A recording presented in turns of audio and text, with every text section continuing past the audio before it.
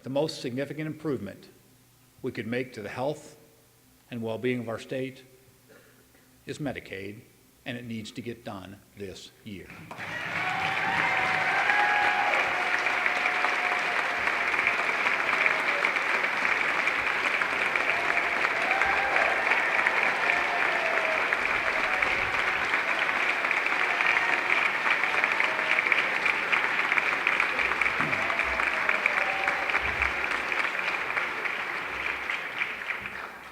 Since New Year's Day, Missouri taxpayers have spent $115 million and counting. That's $5.47 million a day to improve and reform health care in other states. States like Arkansas and Arizona, New Jersey and Iowa, Michigan and North Dakota. That adds up to $2 billion, or $500 for every Missouri taxpayer every year. Each day we don't act, these states use Missourians' tax dollars to implement innovative reforms, like rewards for making healthier lifestyle choices and penalties for missing doctor's appointments. Each day we don't act, Missouri's Medicaid system continues as it has for years, without additional protections for taxpayers or new measures to promote personal responsibility. Each day we don't act, thousands of Missouri women aren't getting the preventative health care they need to detect breast or cervical cancer early while there's still time to treat it.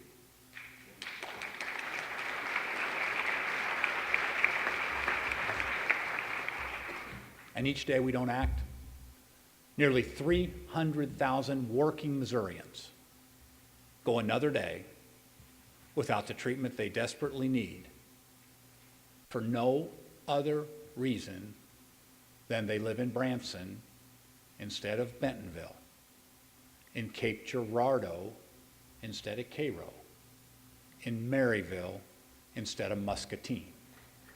Okay?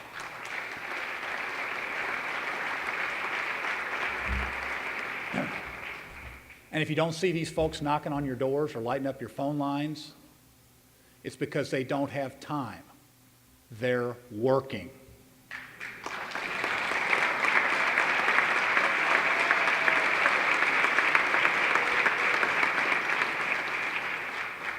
To pay the bills and make ends meet.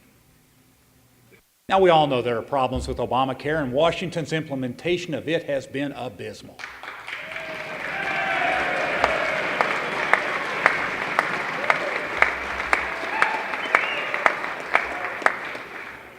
Yeah, but rejecting Medicaid won't fix any of those things.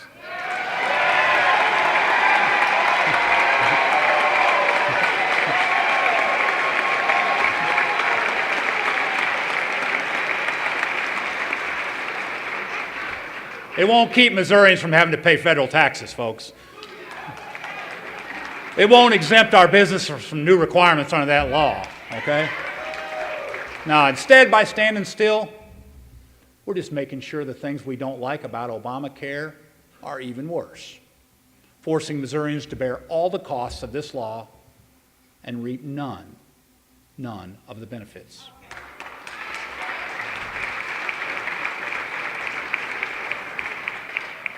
Think about that.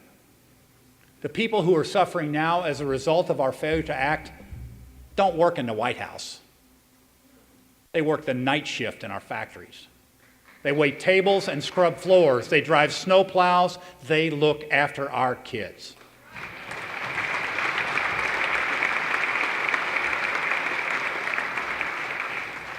Right now, hundreds of thousands of these working Missourians can't afford to get the basic health services they need to lead healthy, productive lives. They're folks like Anita Sutherland from Van Buren. Anita was a home health care worker who now works part-time at Head Start. Being uninsured has already taken a toll. A year ago, Anita was diagnosed with uterine cancer and had to leave her full-time job. Since then, she's racked up over $100,000 in medical bills and is suffering from complications of her cancer treatment. Today, buried in a mountain of debt, and unable to afford the medical care she needs, Anita doesn't see a way out. She feels hopeless. But when we strengthen Medicaid, Anita will be covered. She'll be able to get the treatment she needs and go back to working full time.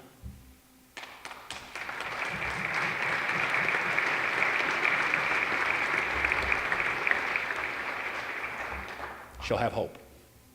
Working Missourians like Anita aren't looking for a handout. They just want to get a checkup without wiping out their bank account.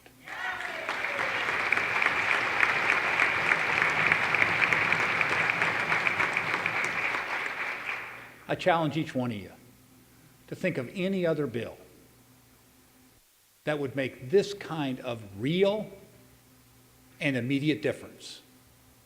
The kind of difference Medicaid expansion would make in the lives of the people we represent. I challenge each of you to consider how history will judge those who had the power to help people like Anita and chose not to. I challenge each of you to explain why it makes more sense to pay for Medicaid in other states than it does to reform it in ours. The path before us is clear. We can make sure working folks can assess affordable health care coverage.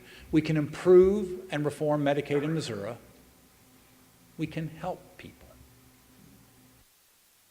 As the book of Isaiah says,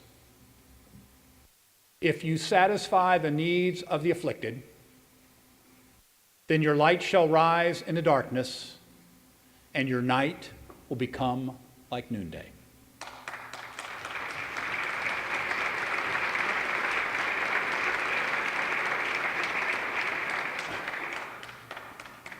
At this time last year, the same Medicaid debate was taking place in state capitals across the country. Since that time, we've seen governors and legislators, Democrats and Republicans in other states come together to reform their health care system. But here in Missouri, we stood still. And now we've fallen behind. This year, Missouri is paying the cost. This year, Missourians are suffering the consequences. So I look forward to working with all of you to bring affordable health coverage to working families in Missouri and reform Medicaid the Missouri way.